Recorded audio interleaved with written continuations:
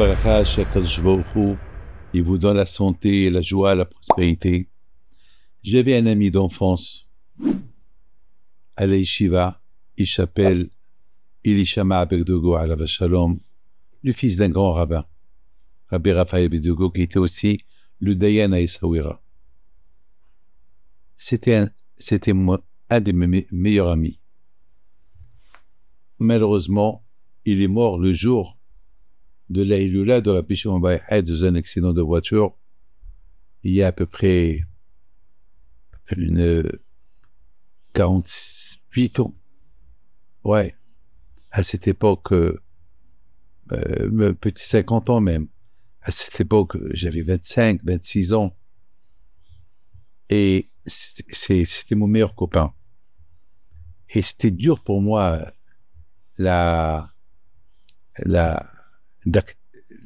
son décès.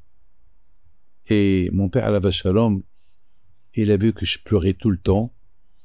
Et il m'a dit, viens, on va aller pèleriner Rabbi Pinto à Essaouira. Et c'était la première fois, non, je pense la deuxième fois, que mon père, alav shalom, il est venu, on a voyagé ensemble. On est parti en Angleterre. Et il a vu le médecin pour les yeux. Et en même temps, il m'a demandé de le prendre au zoo. Il a dit, j'ai jamais vu le lion, je veux voir le lion. Je veux pas que le bon Dieu me dise, comment ça se fait que tu n'as pas vu le roi de la jungle? Alors, au départ, j'étais étonné que mon père, il veut voir le lion. Donc, on a été au zoo de Manchester et on a été voir le lion. Et mon père, alav shalom, m'a dit, David, je veux voir que le lion, c'est tout. Je veux voir que le roi. Donc, je l'ai pris à la cage où il y avait le lion. Et mon père, alav shalom, il regarde le lion et il bouge sa tête, il parle au lion. Il lui dit, ça va, Majesté? Donc, c'est toi le roi des rois. Parce que chez les animaux, il y a aussi des rois. Il y a la reine fourmi, il y a chez les abeilles aussi, ils ont la reine. Il y a, vous savez, donc Hachem, il a nommé le roi comme le roi des rois des animaux. Et à un moment donné, j'ai vu le lion qui fait comme ça. Il bouge sa tête. Mon père me dit, David, on s'en va, c'est tout. Alors, j'ai dit à mon père, papa, je te comprends pas.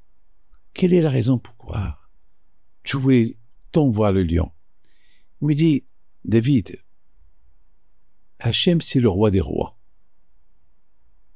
Dans ce monde-là, il y a des rois. Il y a le roi du Maroc, il y a la reine de l'Angleterre, il y a le roi de Danemark, il y a des rois. Il y a des présidents, il y a des rois. Et chez les animaux, c'est Hachem, il a créé les rois. Donc, c'était important pour moi, pour voir les rois que Hachem, il a nommés. Pour dire, Hachem, Marabou Ma'asecha Hachem, tu es grand Kadosh Baruch Hu. C'était comme ça mon père.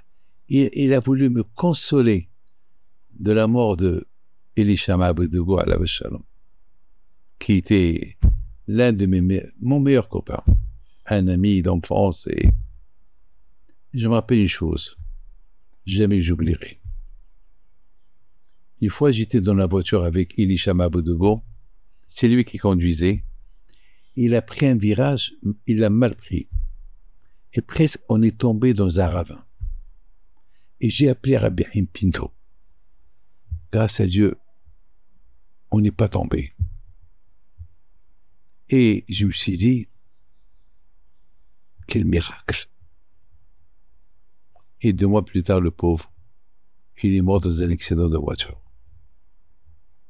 Donc c'était très dur pour moi, son décès. Et surtout le jour de la Iloula de Rabbi Shimon bar Yochai. Il n'a pas laissé d'enfant. Donc, ce petit cours de Torah soit à sa mémoire. Les choses, je vais vous dire, Et combien chacun de nous, il ne doit pas oublier ce que Rabbi Elazar il dit. Rabbi Elazar il dit ça dans Pirkei Avot. Shuv yom echad lifnei motcha. Fais teshuvah un jour avant ta mort. Et la Gemara pose une question. Est-ce qu'on sait quand on va mourir pour faire teshuvah? Et la Gemara et la Mishnah répond, ben justement, puisqu'on ne sait pas, alors toujours il faut être dans la teshuvah. C'est bien d'être toujours proche d'Hachem. Il n'y a pas de mal d'être toujours proche d'Hachem, la tzniut. C'est important. Ce jour que je vous parle,